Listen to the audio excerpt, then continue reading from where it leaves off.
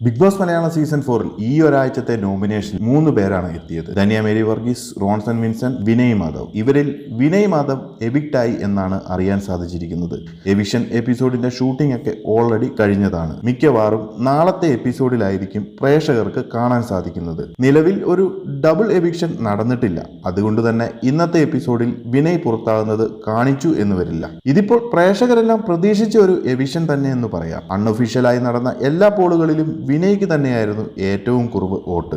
Big boss ഹൗസിലെ performance നോക്കിയാലും വിനയ് ഒരു ആവറേജിന് താഴെ മാത്രം നിൽക്കുന്ന ഒരു കണ്ടസ്റ്റന്റ് ആണ്. എന്നാൽ ബിഗ് ബോസ് ഹൗസിൽ വളരെ സേഫായി ഗെയിം കളിക്കുന്ന റോൺസൺ കൂടി ഉള്ളതുകൊണ്ട് അവസാന നിമിഷം വരെയും ഇവരിൽ ആരായിരിക്കും പുറത്തേക്ക് എന്നത് ആകാംക്ഷ നിറഞ്ഞ ഒരു കാര്യം തന്നെയായിരുന്നു. ഈ കഴിഞ്ഞ വീക്കിലി ടാസ്കിലെ റോൺസന്റെ ശക്തമായ പെർഫോമൻസ് വോട്ടിംഗിൽ നല്ലൊരു മുന്നേറ്റം നടത്താനും സാധിച്ചു. അത് വിനയ്ക്ക് തിരിച്ചടിയായി എന്ന് തന്നെ ഈ ഒരു എവിഷനിൽ നിന്നും മനസ്സിലാക്കാം.